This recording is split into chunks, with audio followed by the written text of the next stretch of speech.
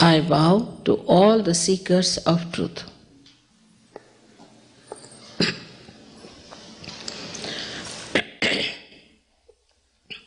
At the very outset, we have to understand that truth is what it is. We cannot conceptualize it. We cannot organize it. And we cannot know it at human awareness. If we had known the truth at human awareness, there would have been no problem. There would have been no second opinion. And there would have been no quarrel, no problems. And we all would have been in the realm of peace and joy. But what we see today, that we are moving towards some sort of a derailment, and we do not know where we are going and what is the end of our civilization. These are modern times and special times where so many are aware of this kind of a destructive force working on us. And suddenly they have become alerted and they want to know what is beyond it, what is the truth. As I've already stated, that you cannot know the truth at human awareness. Of course, whatever I'm going to tell you, you have to keep an open mind about it. Like scientists, you must listen to me as if it's some sort of a hypothesis. But if I prove it, then I'm sure, as honest people, you have to accept, because it is for your benevolence, it is for the benevolence of this country, benevolence of the whole world. It's a understanding that I want you to be at, that we have to know something more about ourselves and about the whole collective problem that is today before us.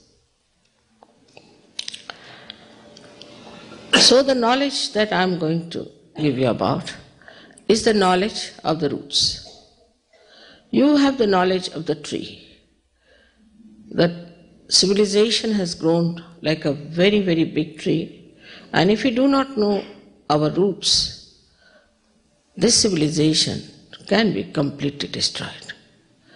In the eyes of the divine, nobody is divided like Indians, Canadians, English. They are all the same creation of the divine power. Now we talk of God, we talk of love. I was reading God is love. Now by saying that, why should people believe you? Is there God or not? Is it true or not? We have to establish it. We have to prove it. And unless until we prove it, it is not going to be accepted by the progeny. Nobody is going to take it as if some sort of a blind faith, all right, you are born in this religion, so you follow it. Whether it is Christianity, Hinduism, Islam, or anything. So we have to awaken ourselves into that new awareness by which we can know the absolute truth, and we can know that divine power which is surrounding us. All these compartments that we have made around ourselves will break, and we'll see the dawn of a new era where you will know that all of us are capable of achieving that great height of awareness. Of course, you cannot pay for it. Nowadays, there are so many in the market who are selling divine gifts. You cannot sell it. As Christians, we have to realize that Christ didn't sell anything. On the contrary, he took a big hunter to hit the people who were selling things at the gate of the temple. So those people who are selling or marketing things cannot be anywhere near divinity, because divine doesn't know money. Money is a creation of human beings. And this is where I fail to see in the West a response to Sahaja. Actually, people told me that we cannot understand anything which does not require money. We have to little bit get out of this and understand that divine cannot be purchased, cannot be sold. It is just to be enjoyed. There is a system built in within us. I don't know if they have shown, yes, it is here. Inside ourselves there is a very beautiful system built in during our evolutionary process. One by one, gradually it was built in within us, and that is how now we have become human beings. Now there's a very little more gap that we have to cross over so that we jump into that new awareness. As they must have told you about, that there is a power within us which is called as Kundalini, and if it is awakened, it passes through 6 centers, piercing through our fontanelle bone area, and gives you self-realization. Meaning, like, this instrument is here, and unless and until it is connected to the mains, it has no meaning. In the same way, we are to be connected to that force which has created us. And that has to be extremely simple, because it is so vital. Like our breathing is so important, so it is so vital, and it is absolutely free. We don't have to go and read books for that. Especially happening of this Kundalini is an extremely easy thing, and it works out very fast. And in thousands and thousands of people it has worked. And I'm sure in Canada it has to work. It is rather the desire to become a self-realized soul than anything else that is important. If you have a strong desire to be connected with that divine power by which you know absolute truth, that's all is needed, and it works so fast, because this power is the power of pure desire.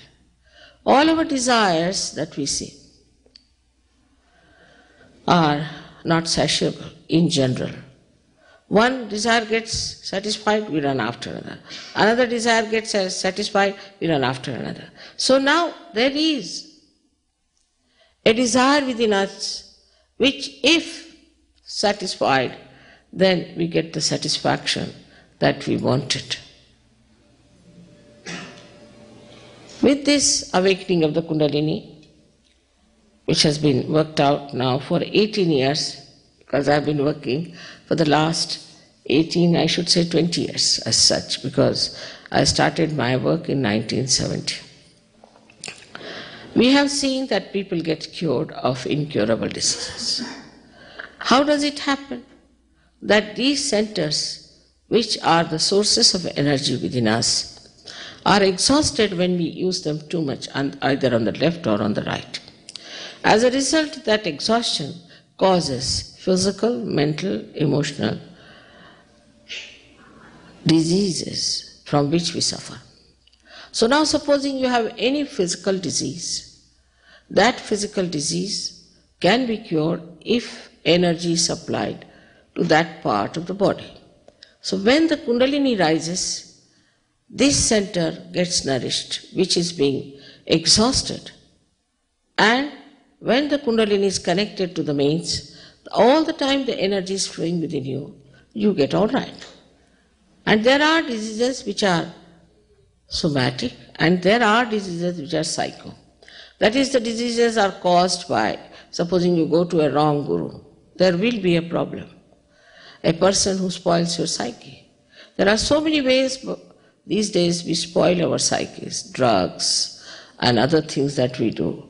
It spoils the psyche, and persons start going into the habit of getting more and more dominated by those habits. So when the Kundalini rises, she brings the attention in the center, by which the left side habits are cured. And so your psychic troubles are also cured. Your habits are cured. And then there is another type of disease we have that we call as psychosomatic. These are the diseases like cancer, say AIDS, all viruses, all kinds of multiple sclerosis and all such diseases. They are also caused by the imbalance in your attention, by the imbalance in your being. So when you come into balance, these can be cured very easily, without taking any medicines, without going to any doctor, without doing anything special. The whole system is built in within you, which works it out.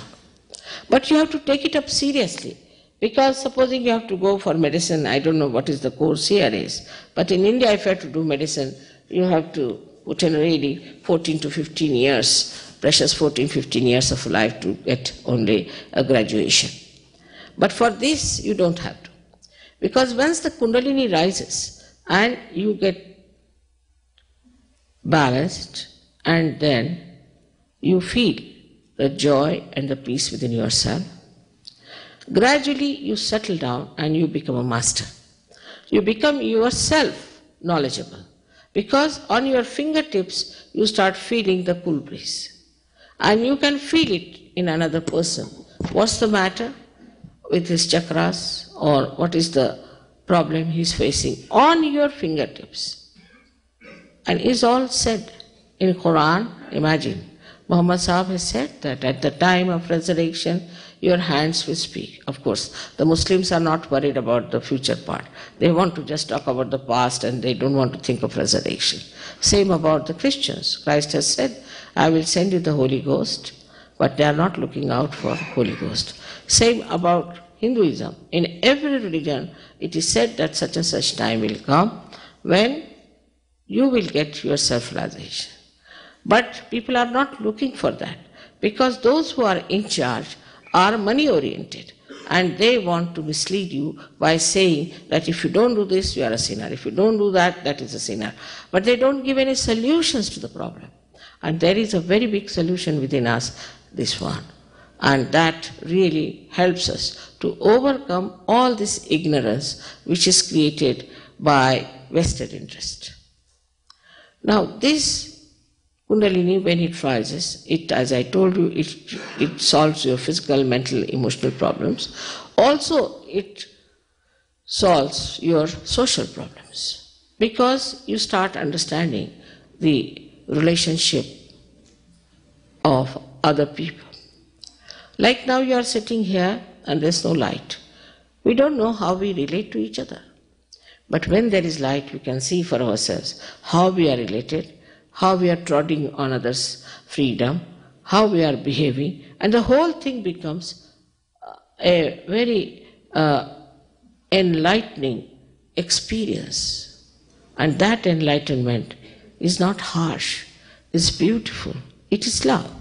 And then you realize that you have got the power to feel like a computer the absolute truth.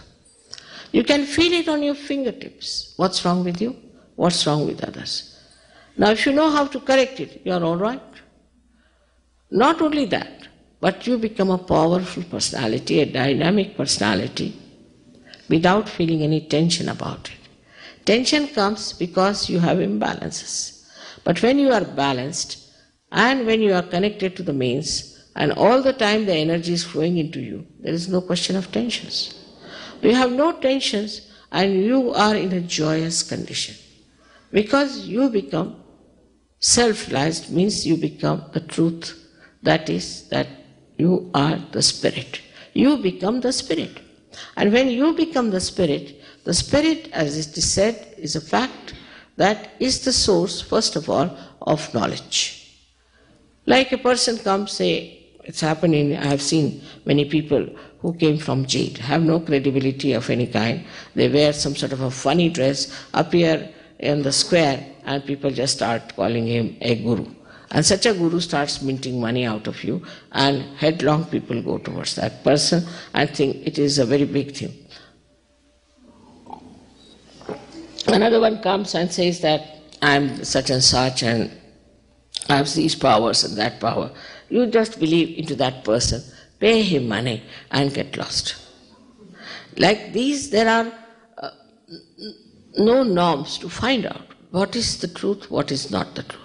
But of course, you can find out one thing, that a person who takes money, how can he be related to God? How can he be related to divine? Anything that works on money cannot be relationship with God. Of course, now for example, this hall has to be, say, hired. All right, the Canadian Sajogis, we have many, have hired it. Formerly, in the beginning, I used to hire them, but now they are hiring it. That's a different point. But for self-realization, you cannot pay. That happening is absolutely a living process of our evolution. And this evolution that we are at a human level, we haven't paid anything. So why should we pay for anything that is beyond this? It's a living process of a living energy of a living God. So one has to understand first of all that at a very ordinary level also that you cannot pay for God.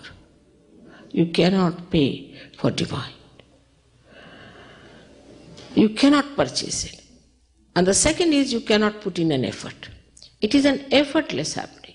Just like sprouting of a seed, it is an effortless happening which takes place, and when it takes place, then you just know yourself.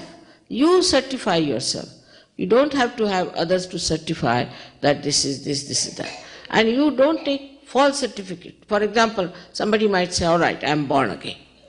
By taking such a certificate, you do not become. It's not that any organization can give you a certificate. It's a state of being. You have to be in that state only, honestly, you have to be that. Otherwise, just to say that I am such and such is cheating yourself. What's the use? It's not going to help you. It's not going to help others. So first of all, you must understand that it is the becoming that is important. It is not what people are saying about themselves, talking about themselves. Like there are some people the other day I met who were selling lots of Gita. I asked, what's the use of reading Gita? It's all bookish knowledge. To read Gita also you have to have self-realization. Then I met some people who are selling Bible. Now we have been selling Bible for ages. What's the use? To read Bible also, to understand Christ also, you have to have self-realization. Otherwise you cannot understand what he's saying. And all of them have said one thing, that you must have your second birth. You are to be born again. But that again, one can use it as a placard saying we are born again. So we should not cheat ourselves. What's the use of cheating ourselves? Tomorrow some disease comes in, some trouble comes in. Tomorrow our children take to drugs or do something wrong. They go and murder people, all kinds of violence. Then who is responsible? We, because we have avoided to know about the truth. And it is all there, built in within us. It's just there, which we have to have. So now the first quality of the spirit is that you become knowledgeable. Knowledgeable about anything. For example, somebody says there is no God. Say in Russia I went, of course Russians are somehow or other, I don't know, the government may be horrible, but the people are really, their attention is so good that they just touched it. And thousands, you won't believe that in Moscow I never had less than 14,000 people. Or in Leningrad, same thing. In Kiev I had nothing less than 5,000 to 6,000 people. And the government itself took it so seriously that, they invited about 600 doctors. I read it in the paper, they have put only 300 because it may sound big, but the fact is about 600 doctors came in and 200 great scientists who have done Sputnik and all that. And they all surprisingly asked for one thing: Mother, give us realization. We want to have our self-realization. So what I feel, whatever I have read about Russian writers, is that there has been always a soul searching within themselves. If you read any one of them, you will find there is a soul searching. And they find out, what am I doing? Is it correct? Why should I do it? What is the problem? And that soul searching within themselves is because they have no choices. Like we have here in our countries, all kinds of freedom. We waste our energy in finding out what breakfast we'll have, what lunch we'll have, what dinner we have, what sort of a blouse we should wear. I mean, such a lot of waste of energy is a joyless pursuit. While they don't have that chance.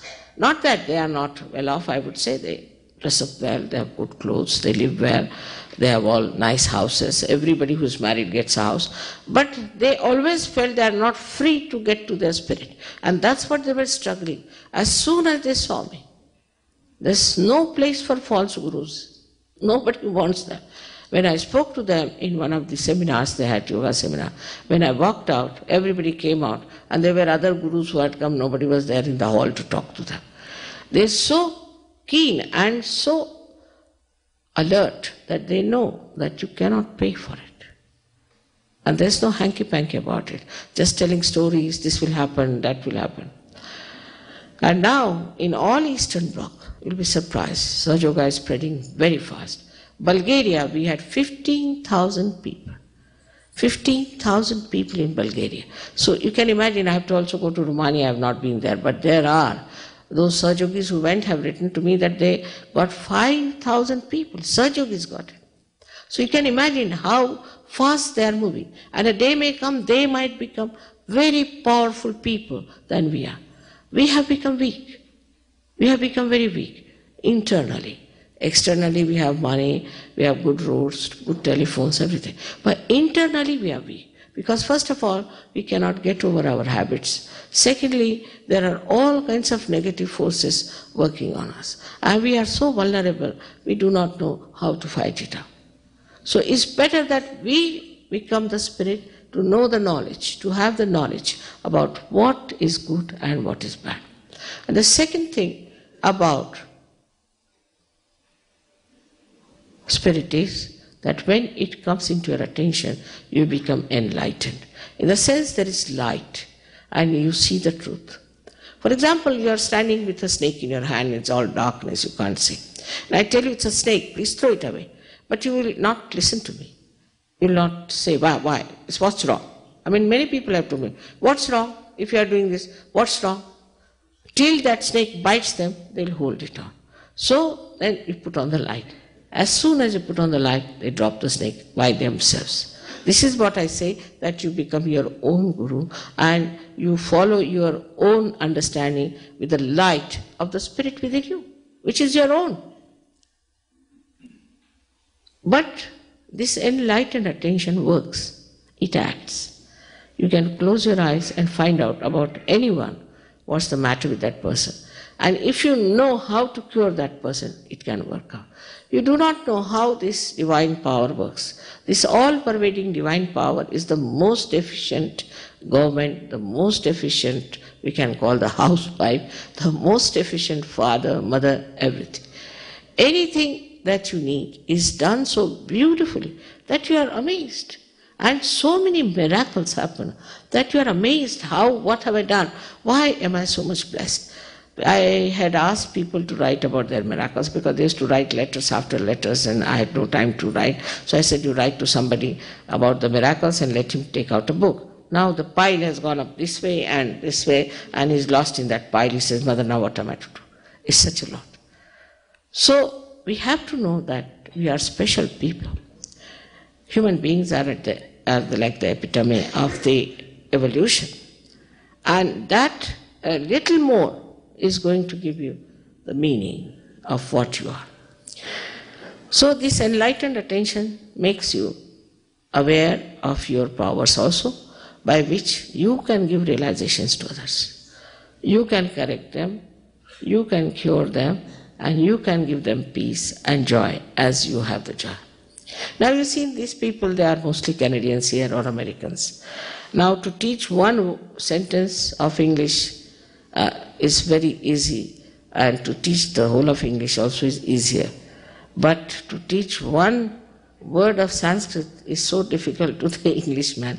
They ruled us for 300 years, and we tried our level best to teach them some English, and whenever they would come up and speak something, we would say, what language are they speaking? We couldn't understand the language. So it is so very difficult to pronounce the Sanskrit as well as the Indian languages. But the way these people sing, I mean, in India people can't understand how they have picked up this difficult language, this difficult music, the difficult rhythm, how they have done it, and they sing. If you hear from outside, you won't believe they're Canadians who are singing. You'll think they're just Indians, some very good singers from India are singing that. How have they got it? It is because of the new dynamism they have developed in their creativity. And we have so many artists and musicians who have really, as you say, touched the roof. They have hit the roof, like in their fame, in their success, in their creativity. So you become extremely creative, but you become very humble. You're not egoistical, you do not force your things onto others, but automatically, because you are so good that you shine. There are so many artists, especially in India, musicians, who have achieved great heights with Sahaja Yoga. And it has to work out everywhere, that we should understand the essence of music and how it really suits human beings, by which you will, not for success, but it is just for expression you work out, but automatically it becomes successful. Now this is not only that I am trying to lure you to some ideas, but what I am trying to tell you, that within you lies all these powers. And if you have not utilized, and if you have not made use of that, and then you are unhappy, nobody can help it. It is all there which you have to have. Now the Spirit gives you the knowledge of truth. Spirit gives your attention the light. And Spirit is the source of joy. As if you were getting drowned in the waves of your thoughts and worries and problems, suddenly you find you are in a boat and you are enjoying everything. And you are seeing it. When you see your problem, you can solve it better. And there is the divine power to solve all the problems that you have. Then you learn how to swim. You can jump into the same waves which have bothered you and save other people.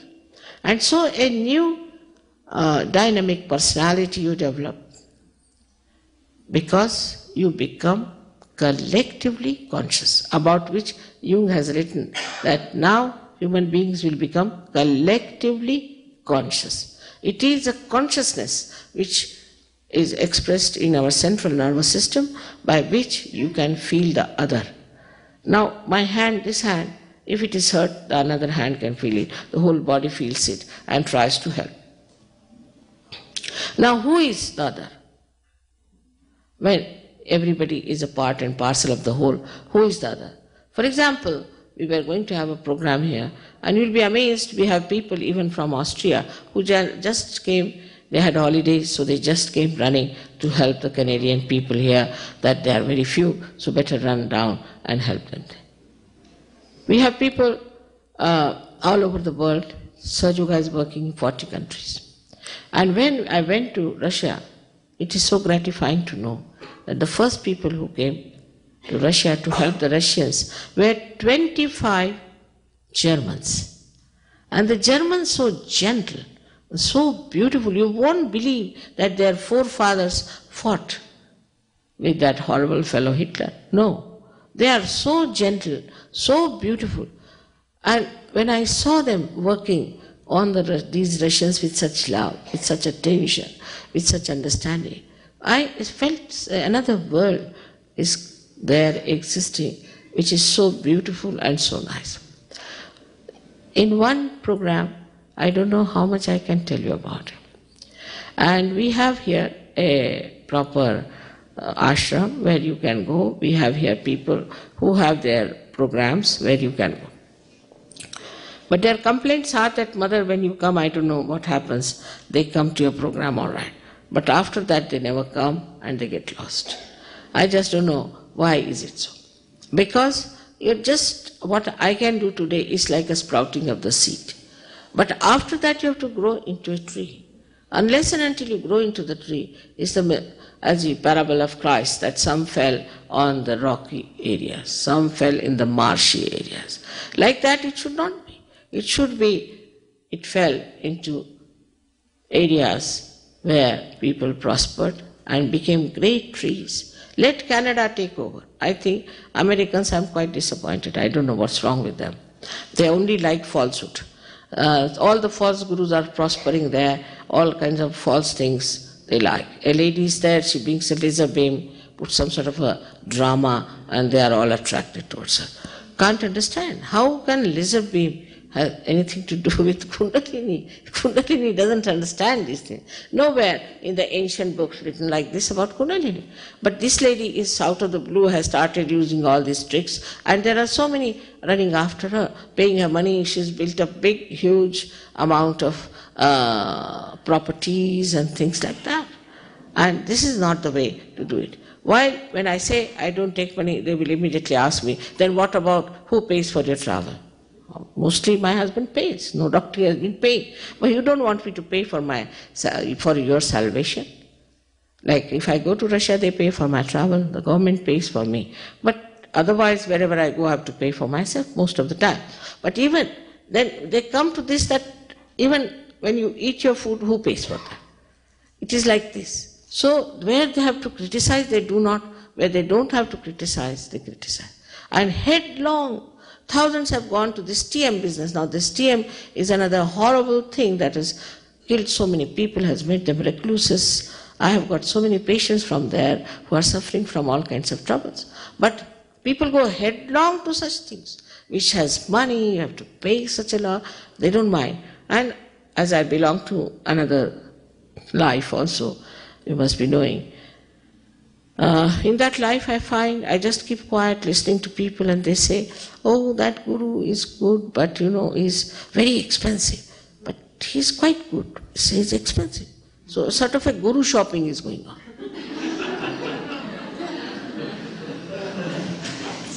We should not be stupid in life. Stupidity never pays, never pays. We have to be alert. God has given us brains to understand, and we should not waste our precious life, this human life like this. I have to just tell you that I feel sometimes so unhappy. Even when I went to Russia and Eastern Bloc, I saw so many people getting realization and working it out, thousands of them. We don't know how to manage. The government is giving us all the help, everything. See, we don't know how to put them up in a big, say, in a stadium, always we had programs. So how to manage all that big group and how to create people who will go and work it out. It's such a problem for us. But in the West, I find people have no value for their life, no value at all. It's such a beautiful life just awaiting at your door, but we have no value. Waste it on useless things. I have to tell you as a mother that please be concerned about it. What's happening to our children? What's happening to our families? What's happening to our nation? This ecological problem, all these can be solved in no time once you reach that state. And we have to have more people to reach that state and to get to it. So may God bless you in this short time, whatever was possible, I have told you. I would like to also have some questions from you. But the questions should be relevant. I have not come here to take any money. I have not come here to take anything from you. I am not asking for votes. I am not a politician. I have come here to give you what you have. This is your own. This is your own property, which I have come to give you, to tell you about it. So it should be relevant and sensible. And I would like to answer your questions. And then we can have the session of realization, which will take hardly 10 minutes. So please have patience with yourself. I have a lot of patience, but you must have patience. And just ask me questions which are sensible, not aggressive. Thank you very much. For somebody who is really sick, and she could not come here, can she help you? For somebody who is not here and who's really sick, can you help her? I can, but main thing is, you see, that such a person you can help. First of all, you get all right. You know all about it, and then you can go and help that person. Because the best thing is that your knowledge will improve as you help that person. Gradually, it's very practical, and it all helps. All right? Any more questions? You talked earlier about our weakness and overcoming our habits. Yes. The question is that you talked about our habits and weaknesses and how to overcome that. Can you talk a little bit more about it? Can you give my fan from my purse? Purse is right here.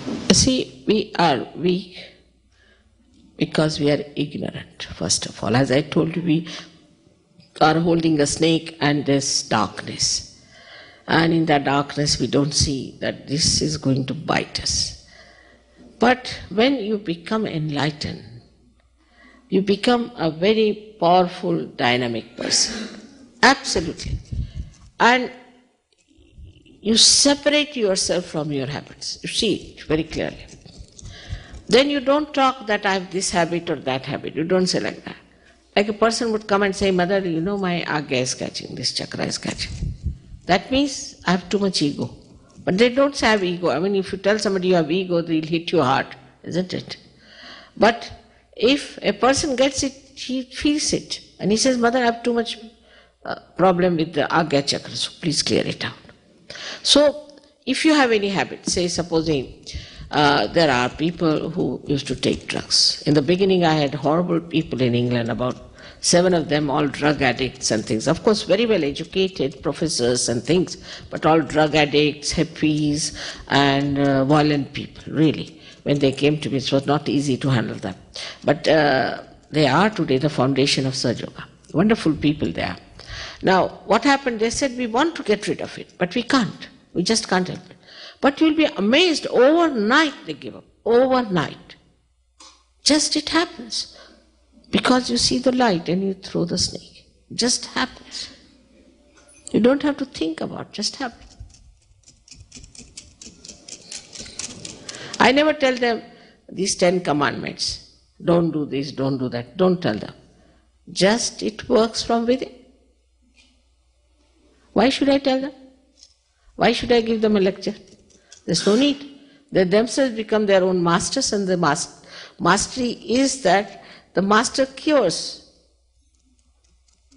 and gives you powers. You develop that dignity. It's remarkable what happens. To me, it's not a surprise because I know what you are. You are so glorious.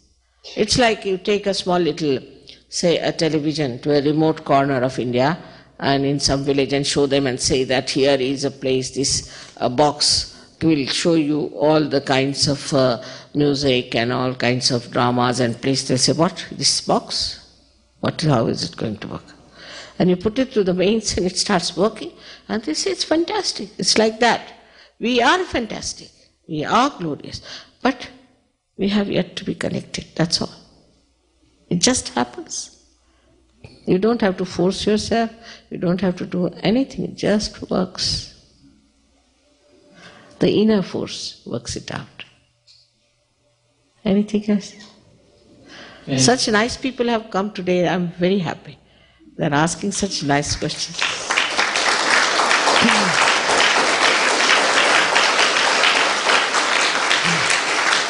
Really wonderful. But you must promise that you all will prosper in a proper way and work it out. Because it's a waste then, I feel. I was so enamored by the Russians and the Eastern Bloc people. Because not that they only come to my lecture, not that they only listen to me, but they work it out. And they are moving everywhere. Now people have moved to Siberia and all these far-fetched places. They have taken the whole map.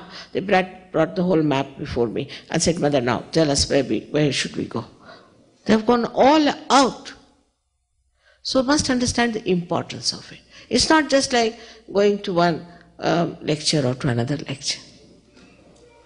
This is one thing you have to promise in your heart, that Mother, we'll all become great trees. You have such great trees here. God has created such beautiful thing here. And why not in Canada we should have some great personalities, great saints. Now, any other question? Yes, in the middle. I understand that the word to get realization afterwards, in part of the lectures or meeting other sadhus or but what if you don't live somewhere or there's already an organization? She's saying that in order to develop realization, if you're not living somewhere close to where there's a center, then what do we do? There's no need to depend on me. We have people here who are experts, who have really become masters, and they will definitely help you. So it doesn't matter. I'm always with you.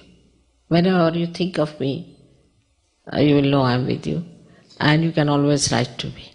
There's nothing to feel that I'm away from you. That maybe that is the reason people don't go further with it. But as you trust me, you trust yourself. You must trust yourself. You must have faith in yourself, that you are quite capable, and you can do it. You can do it. And that there are people who will help you. They're very humble, sweet, beautiful people. You like them. And they'll all help you till you become perfect. Such love. Same thing. Children are the best. Children are the best for Sahaja Yoga. They take to Sahaja Yoga in no time. Most of the children these days are born realized. And we have to just understand them. So many children are born realized. Children are the best to understand Sahaja Yoga, to work it out. And they just, of a very high level, I should say. Like the other day, there was a child who was receiving a phone. He said, "Oh, it's all right. You are not a yogi. Put it down the phone." So I said, "How do you know?" "Mother, he had no vibrations. How could I know? Why should I talk to him? Let it be." I put down the phone.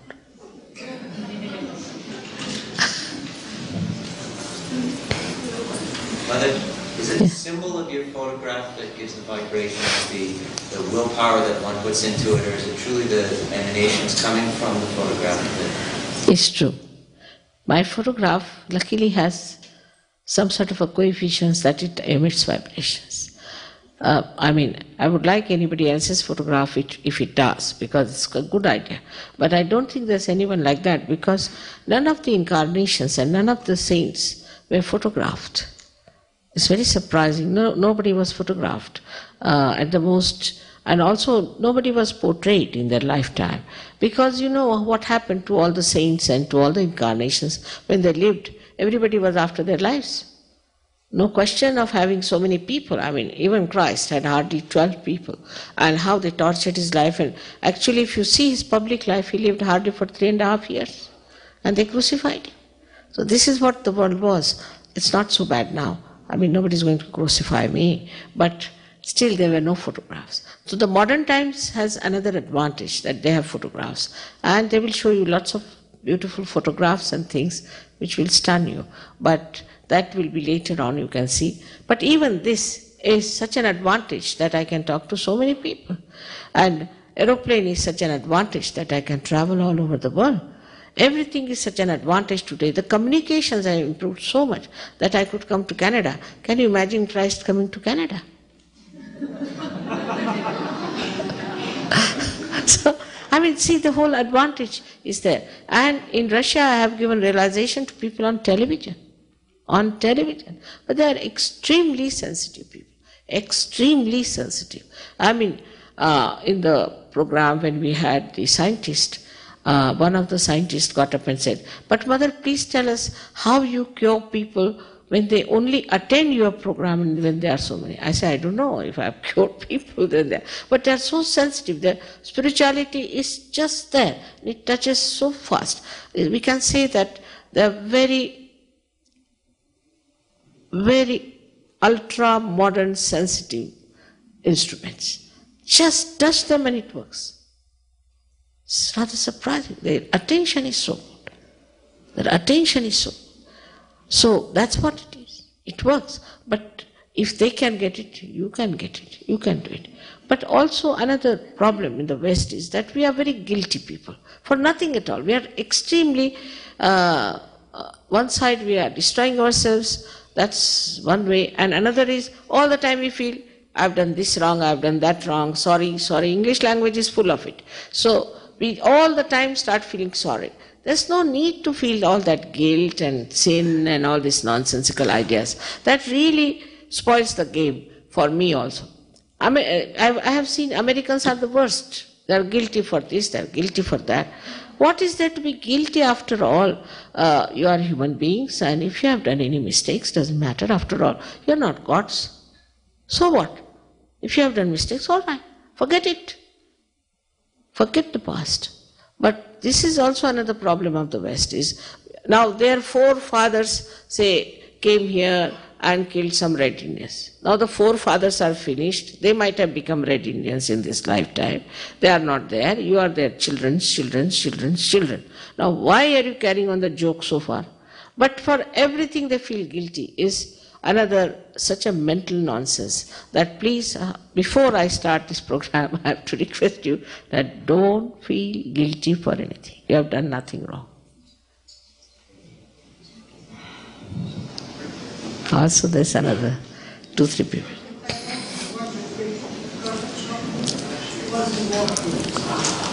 Could you say that again? If Gorbachev is walking. Gorbachev.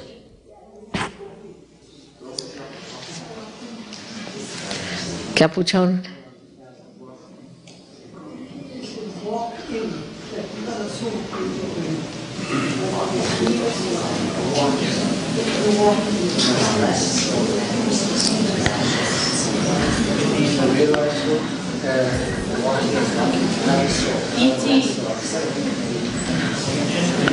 क्या कह रहे हैं?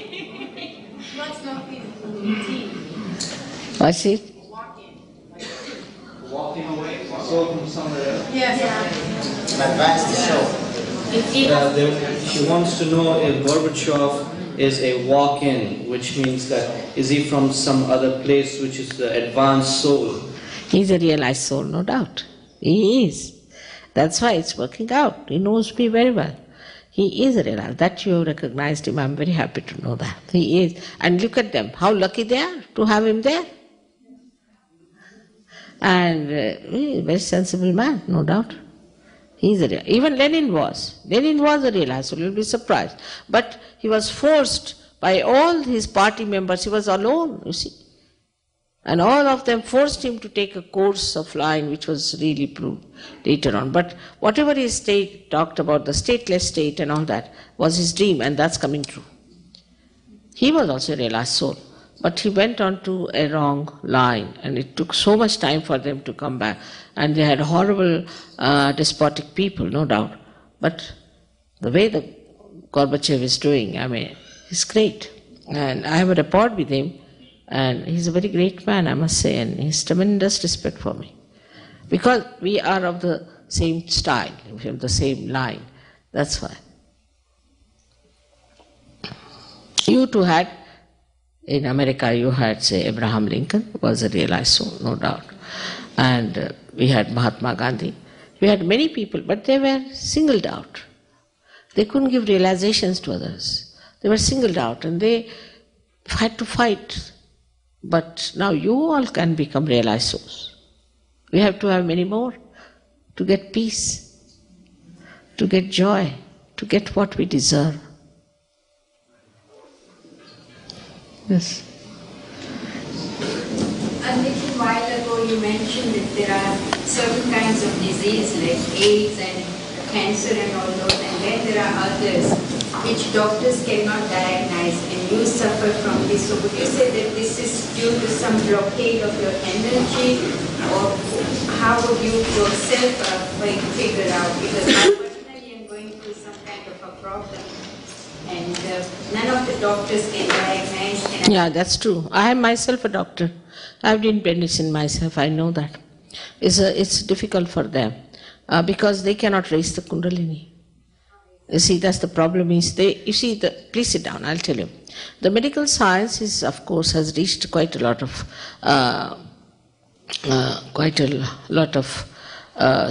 height and have understood anything. But the problem with the medical line is this, that when a tree is sick, you see, we treat the leaves, but we cannot get to the roots, you see.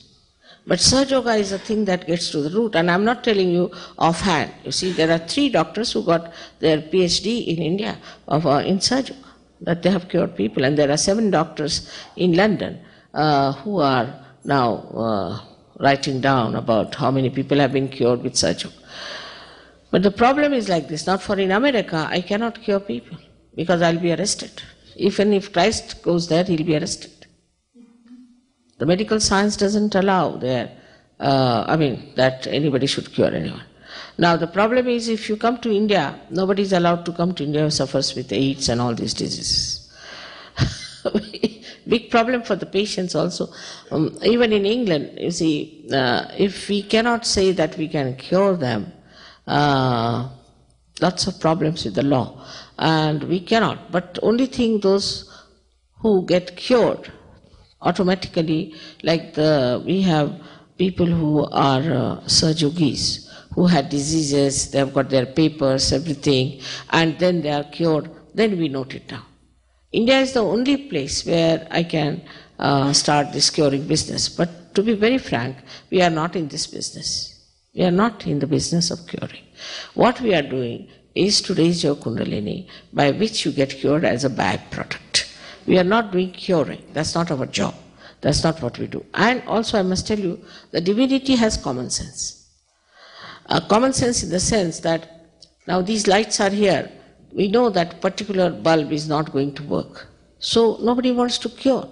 The divine doesn't want to cure people who are not going to give lights, who are not going to get to Sahaja Yoga. Means their Kundalini doesn't rise. If their Kundalini doesn't rise, then how can we cure? That's the only way we can cure people. So there are limitations also, that your Kundalini has to rise and then you can get cured. But there are many miracles which have happened. I don't know how people got cured. And there have been many cures, no doubt. And it sounds very much fantastic that it can be cured through Kundalini awakening, but it has happened. We have to accept the truth. As long as it helps us, what does it matter? Yes, please. What would be the effect on a large group of people, or our country perhaps, with an increasing number of Sahaja Yogis on the economic system and on the way people earn their living and so forth? What will be the effect of increasing number of Sahaja Yogis on the economic system and the lifestyle of the country where the increase in Sahaja Yogis take place? Oh, it's just triggers everything. For example, now what are our problems? If you see the economic problems of this country is, I have understood it so well, that we have so much of, say, ores and all other things like silver we have here, and gold and all kinds of things we have. And the one who's exploiting us are our Americans. And nobody sees the point. Nobody sees the point. While those who will get Sahaja Yogis, they'll become so dynamic. They'll put in their own industries here. Why make cars in America? Why not make them here? So many things can happen because you become so dynamic. And there's so many people to help you all over, that this is what should happen. After all, you have all kinds of things available here. Why should you send your aluminium to America to be drawn into wires and beaten into sheets. There's no need, we can do it ourselves. So this is self-confidence, that we can do it together. And the collective feeling can give you such good ideas. Then another point is that the way we are working out machines now, we have to understand that machines are for us. We have created machines.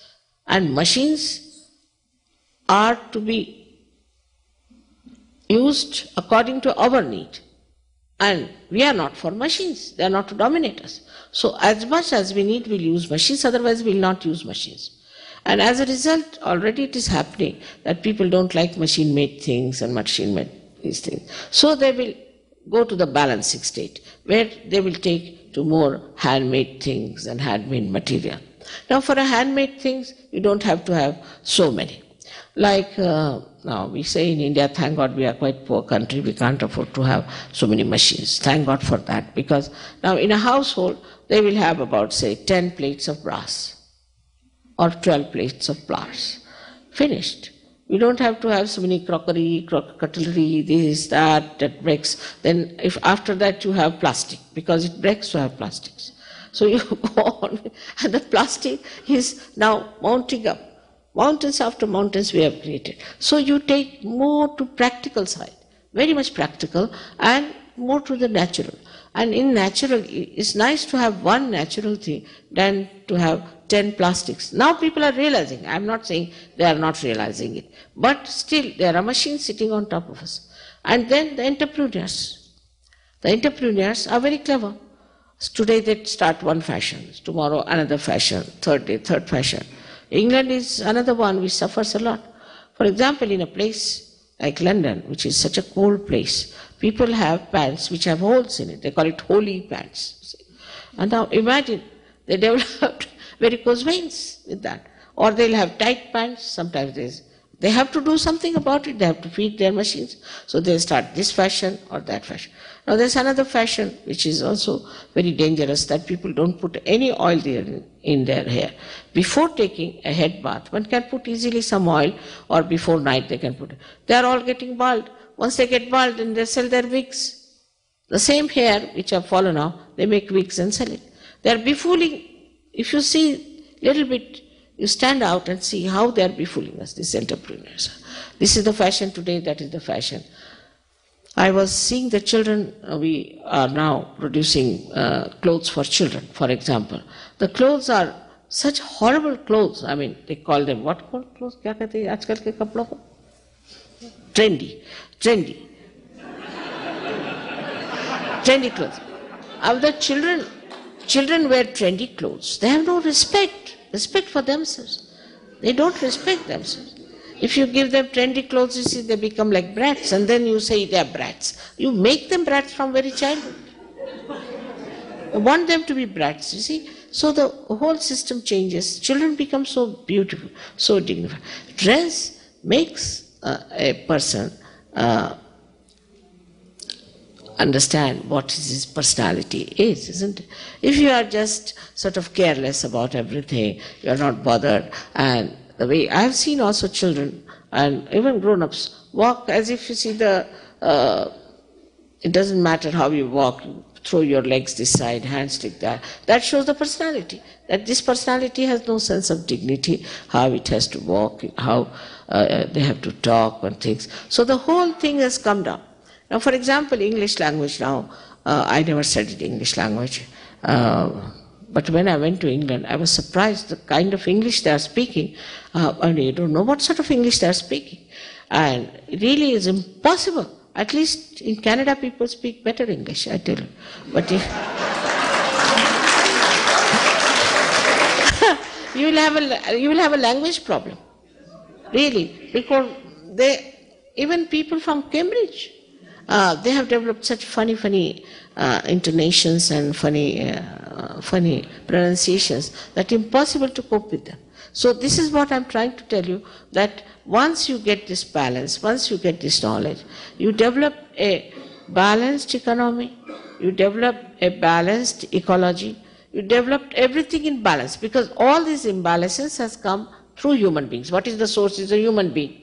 You see, in the jungle if you go, there's no imbalance. Only where human beings live. There's imbalances. So once you get into balance, when you have more Sahaja-yogis, there will be more balance, and you'll be surprised how things will work out. And above all, there is this divine power, which is going to help you. Now what do you want again? Can we meditate now? Huh? I think that's the question we've been waiting for. She says, can we meditate now? Now I hope you have finished with your questions. Because if you finish with your questions, it's better. Because this mind, is a funny thing. Suddenly you are meditating, suddenly a thing will come, oh, I should have asked this question to Mother. But as she says, it's true, that even if I answer all your questions, it's a mental acrobat. I can answer all your questions very well, I'm good at it. But it is not going to raise your Kundalini. So no question is better, that you just see that what happens, because it's happening within yourself. It takes you without thinking about it. It takes you beyond the state where you become thoughtlessly aware. You are aware, but the thoughts absolutely subside. And then ultimately you feel a cool breeze coming out of your head, and you feel cool breeze all around you. This is what has to happen, and I am very happy she has pointed out that they are all waiting for it, and there's no end to these talks and things. So if you have any questions, you may write to me, or you may give me in writing. If you feel that it is such an important question, then of course these people will definitely try to give you an answer for that. Now I think in thousands my lectures are there and the tapes are available, but we do not give people the lectures and the books and things, because once it starts the mental activity, they just run into that. So first of all, develop yourself internally into that abstract state, and then if you read, it has some meaning. Otherwise, there are people who know everything about Sahaja Yoga, but they can't do anything about it.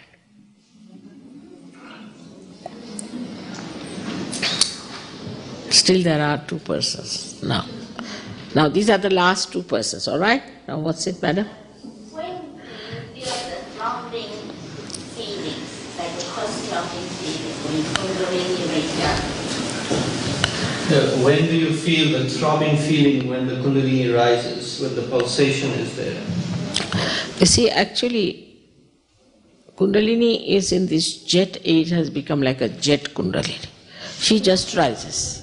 She doesn't give you much throbbing or anything, normally I'm saying. But if you have some trouble, some diseases, something, some obstructions, then it does throb a little. But you can feel it nicely on your head.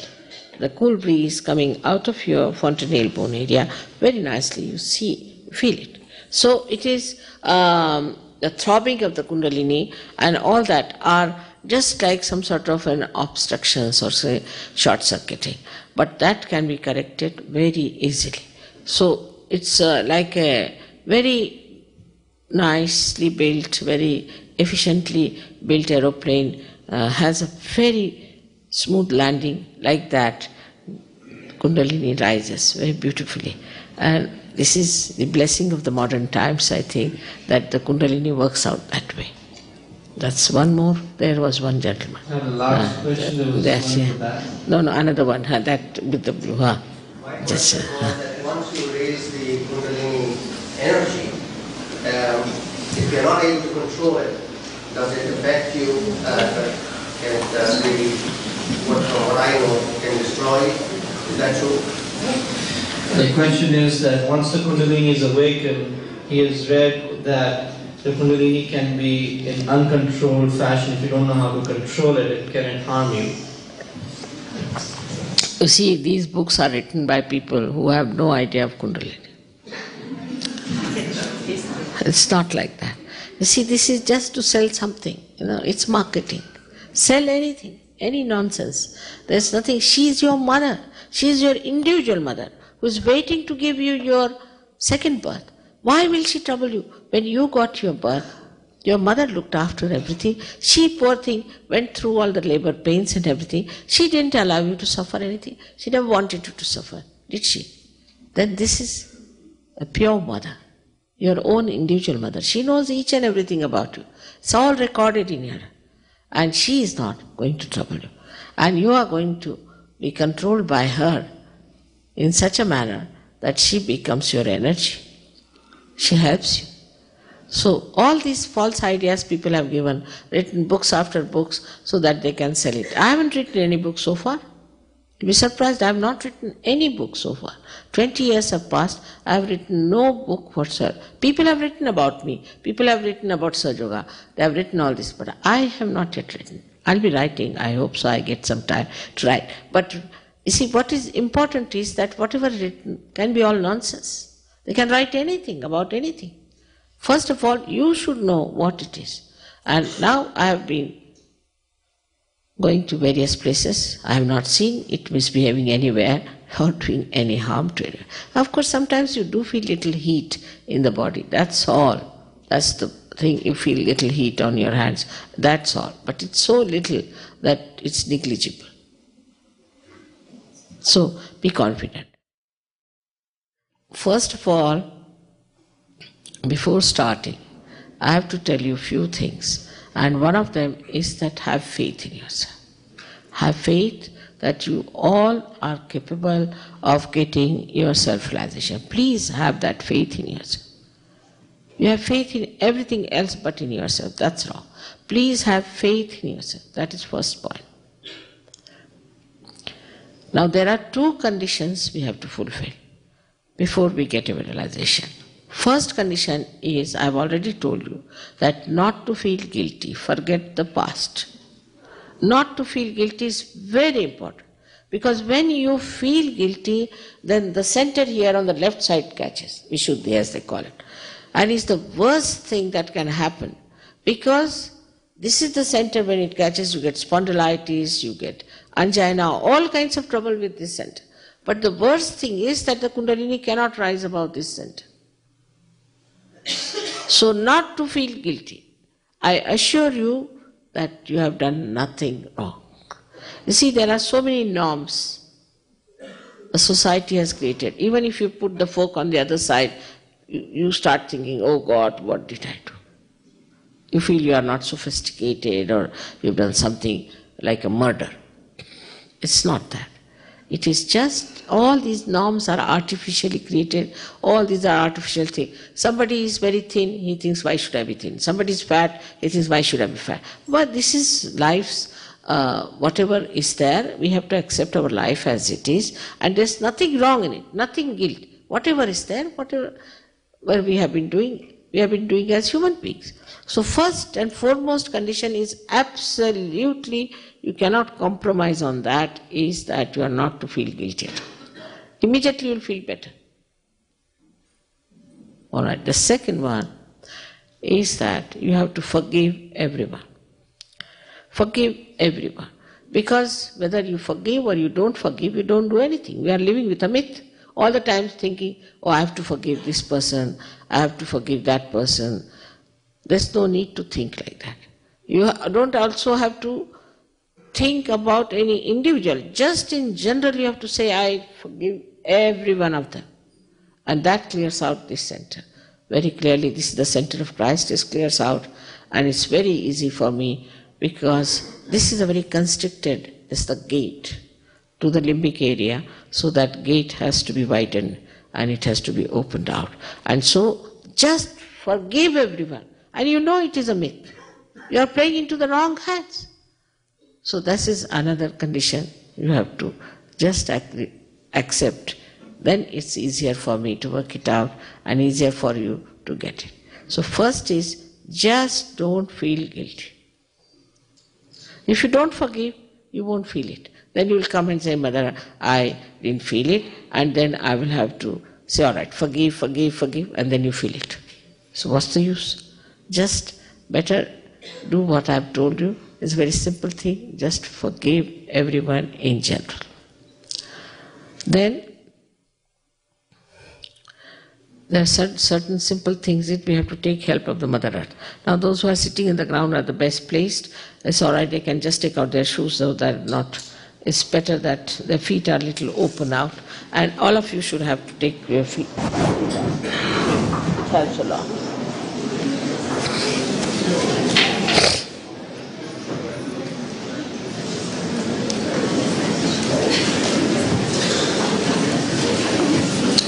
Those who are sitting should sit more cross-legged. It's better to sit cross-legged. It hardly will take any time, and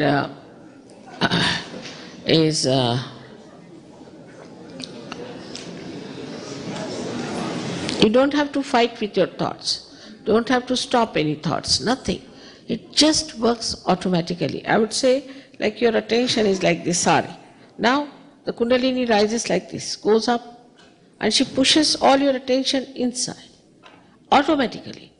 And then when it pierces through here, then the grace starts falling on your attention, on your sympathetic nervous system, and it soothes down.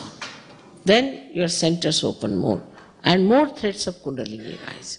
So this is what is today's modern Sahaja Yoga, which somehow or other I have managed to discover, that let few threads of Kundalini rise to begin with, so that you open your chakras gradually, and then more and more, and then one day I find you all have become great gurus, great personalities. So, may God bless you all. Let us now, with all respect to ourselves, with all love for ourselves, we have to have complete faith in ourselves, complete faith. Have complete self-confidence. Now, please put both your hands like this. Is important to understand that these 5, 6 and 7 are the sympathetic nervous system endings, and this side also these are sympathetic nervous system endings, and they are the ones who are expressing the centers within ourselves. Like this, left and right meet and make one center. So it's very important that we have to put both the hands like this to begin with.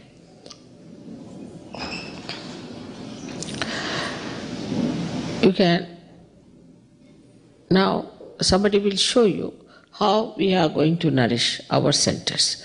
The left side represents our desire, not the pure desire, but our desire. And the right side represents our action, power of action. So we'll be using our power of action to nourish our centers, while the left hand will be all the time towards myself.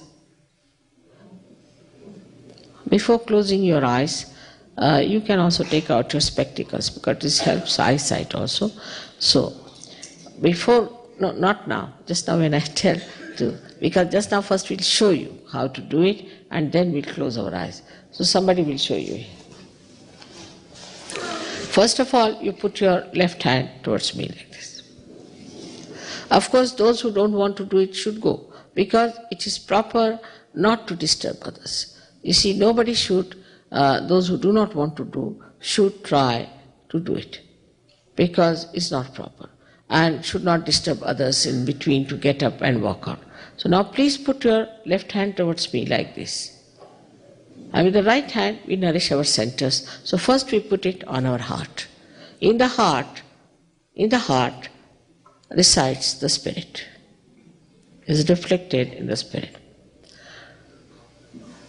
Spirit is the reflection of God Almighty, and Kundalini is the reflection of the primordial power, his desire, which we call as Adishakti, or we call it as Holy Ghost. These two have to meet, and the seat of the spirit is on the fontanelle bone area here. The seat of the spirit is here, but it resides in our heart. Now, so first we put our right hand on our heart, and then we put our right hand in the upper portion of our abdomen, where is the center of our mastery. This is created by all the great masters like Abraham, Moses, Lao Tse, so many of them who were real masters. They have created this, like Guru Nanaka, Janaka, all these people have created this great center within us. Then we take down our hand in the lower portion of our abdomen on the left hand side. This is the center of pure knowledge. Pure knowledge, that is the one which gives us the awareness on our central nervous system. It manifests a new dimension in our awareness on our central nervous system, which is called in Sanskrit as bodh, from where the word Buddha has come, or we can say it manifests in the word Veda. Veda is from where the word Vedas have come. That you feel the divine power on your central nervous system. You feel the truth on your central nervous system, because whatever we have gained in our evolution, you feel it on our central nervous system. That is what is to know. Knowledge is not mental. It is in our evolutionary process to know on your central nervous system like hot and cold. So now, this is the center which manifests that pure knowledge. So now we take our hand again upward and put it on the center of mastery, which is on the left hand side in the upper part of our abdomen. Then we take our hand onto our heart, and here we know that spirit resides here. Then we take our hand in the corner of our neck and our shoulder here and put it back as far as possible and turn our head to our right. We turn our head to our right. This is the center which, as I have told you, is always in trouble when we feel guilty. And today also I feel it's quite a lot among the people who are here. So now, please remember not to feel guilty at all. Turn your head to your right and just not to feel guilty is very important. Now then we put our hand across like this on our forehead and pressing on both the temples with our small finger and our thumb on the other side, we put all the other fingers on the head and put down our head like this. This is the center. This is the center for forgiving others, to forgive everyone. Now we take back this hand on the back side of our head, on the optic lobe here, on the back side of our head, and push back our head as far back as possible, resting on our hand, and here is the center, without feeling guilty, without counting your mistakes, just for your satisfaction, to ask for forgiveness from the divine power. Now, then we stretch our hand. Stretch our hand, and the center of our palm, we put it on the fontanelle bone area, which was the soft bone in our childhood. Now we put down your head. Put down our head and press this area nicely by pushing our fingers outward. This is a very important thing to do, is to push back your fingers outward so there's a nice pressure on your fontanelle bone area. Now here is the limbic area, the opening of the limbic area is the fontanelle bone area. So now what we do is to now slowly move our hand clockwise, pressing the scalp, move the scalp clockwise 7 times. Push down your head. It's better that you can do it better. Move it 7 times clockwise.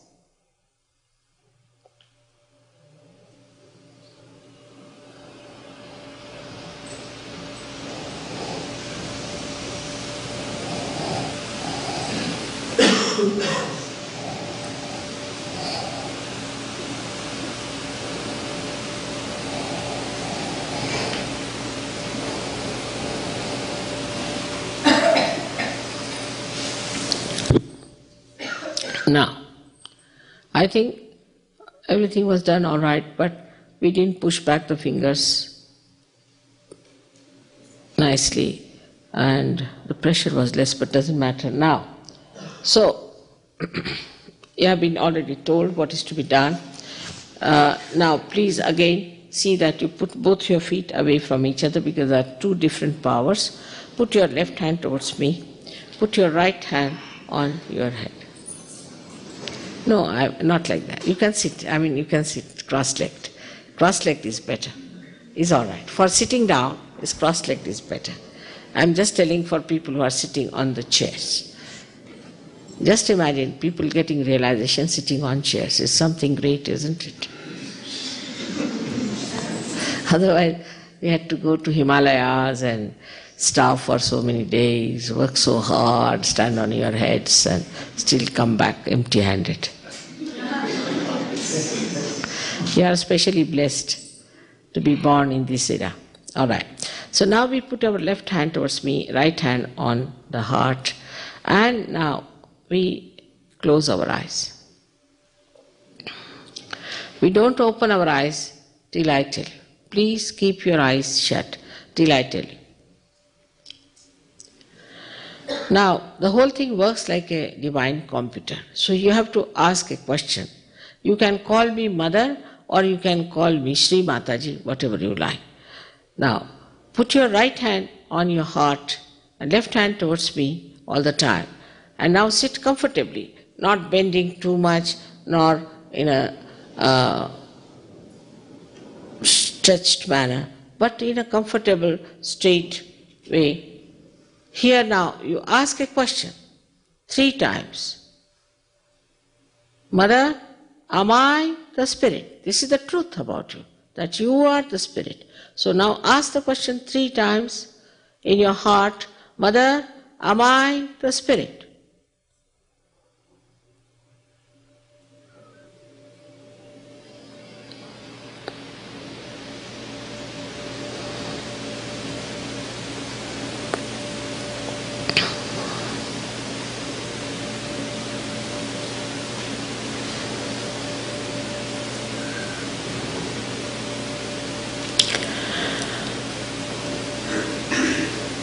Now, if you are the spirit, then you are your master.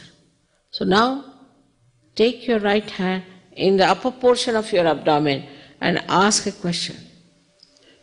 Mother, am I my own master? Ask this question 3 times.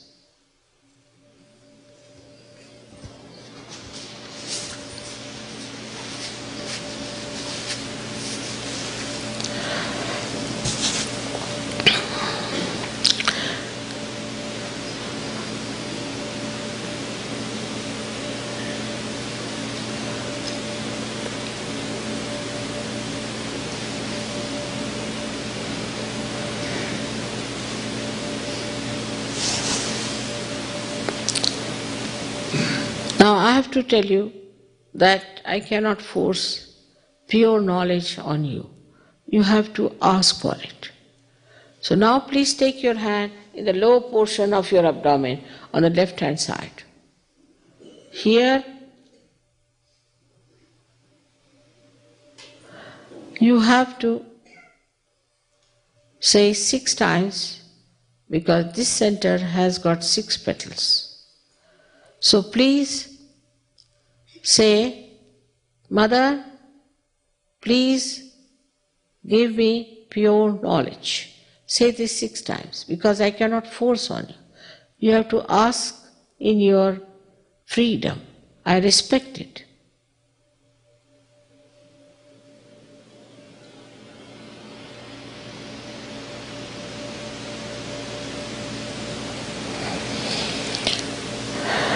As soon as you ask for pure knowledge,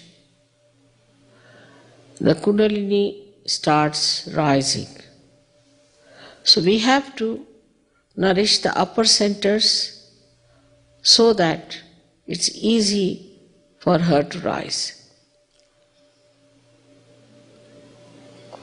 So now, take your right hand in the upper portion of your abdomen on the left hand side. Press it hard. Here, you have to say with full confidence 10 times, Mother, I am my own master. Say it with full confidence in yourself. 10 times, Mother, I am my own master.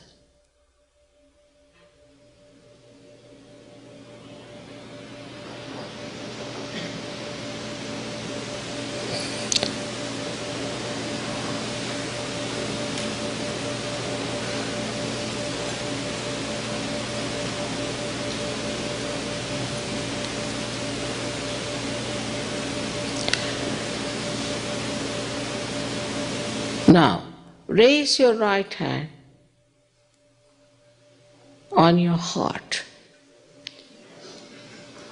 I have already told you that spirit resides in your heart. So now here you say with full confidence 12 times, Mother, I am the Spirit.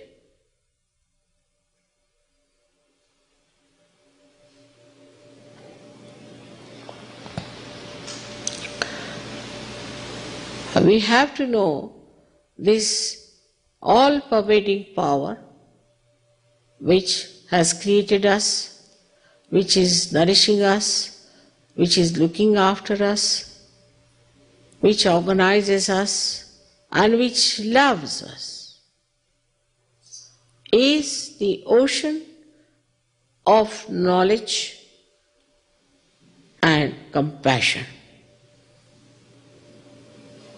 But above all, it is the ocean of forgiveness, and we cannot commit any mistakes that cannot be dissolved by the power of this ocean of forgiveness. So now, please raise your hand in the corner of your neck and your shoulder and push it back as far as possible on the spinal cord and turn your head to your right. And here, with full confidence, please say 16 times, Mother, I am not guilty at all. Please say it 16 times. From your heart, please say it.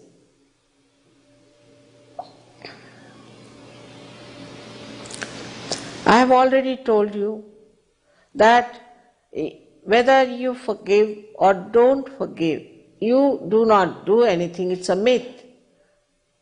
But if you don't forgive, then you play into wrong hands and torture yourself for nothing at all.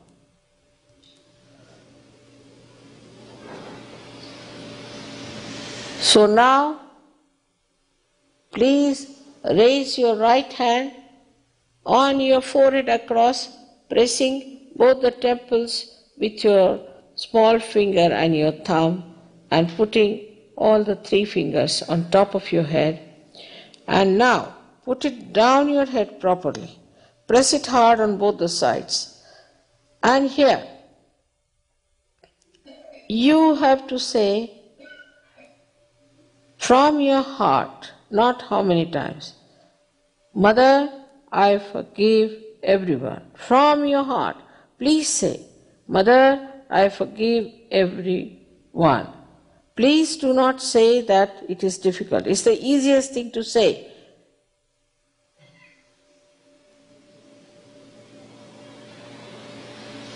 Put down your head properly, press it hard, and say it from your heart.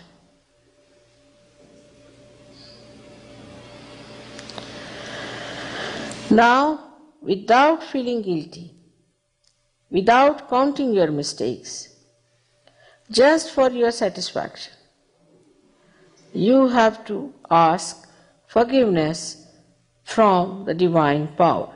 So now take your right hand on the back side of your head and push back your head as far as possible on the hand balancing. Now here, you have to say again from your heart, not how many times, O divine power, if I have done anything wrong, knowingly or unknowingly, please forgive me. This is to be said for your own satisfaction. Push back your head as much as possible.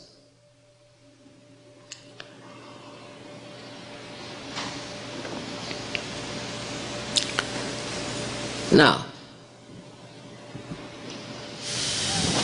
the last center, which is most important. Stretch your palm as far as possible. Put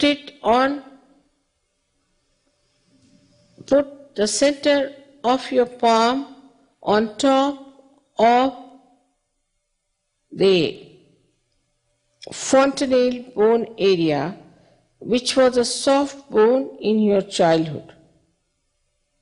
Now put down your head as much as you can. Please put it down. Now stretch your fingers.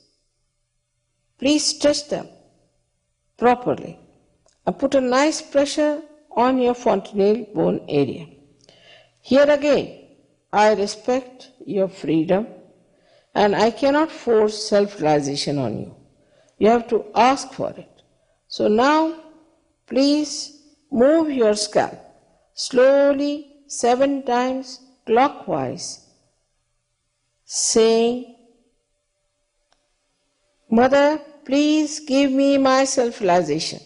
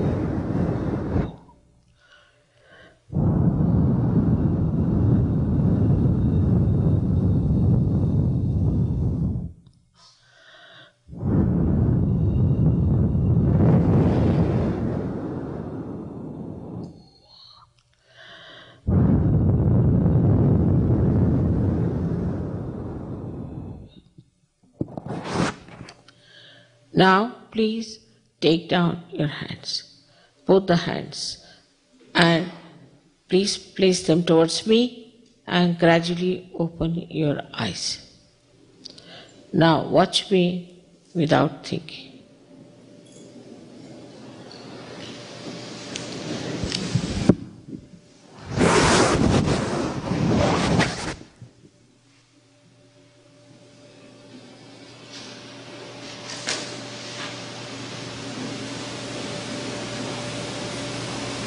Now please put your left hand towards me.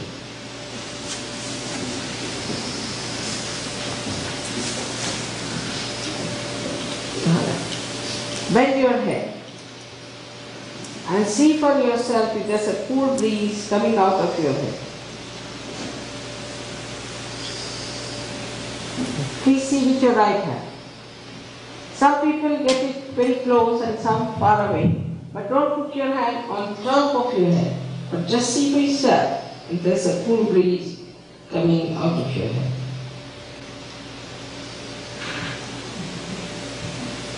Now, please put your right hand towards me and bend your head again and see for yourself if there's a cool breeze coming out of your head.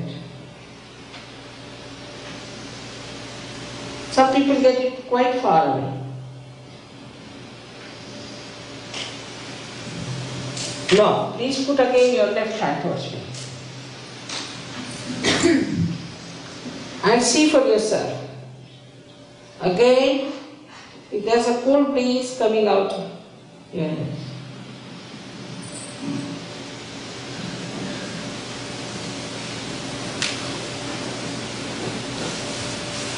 Now, raise both your hands towards the sky like this. Push back your head and ask a question, Mother, is this the cool breeze of the Holy Ghost?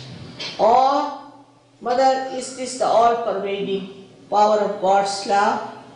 Or, Mother, is this the Parama Chaitanya? Any one of these questions you ask 3 times.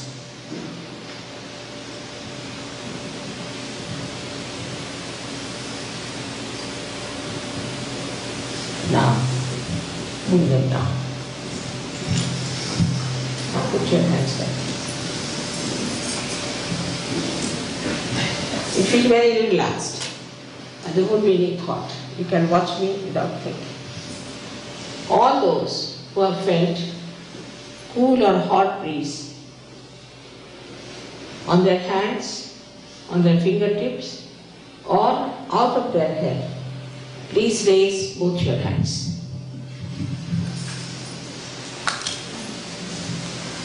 That's it. May God bless you.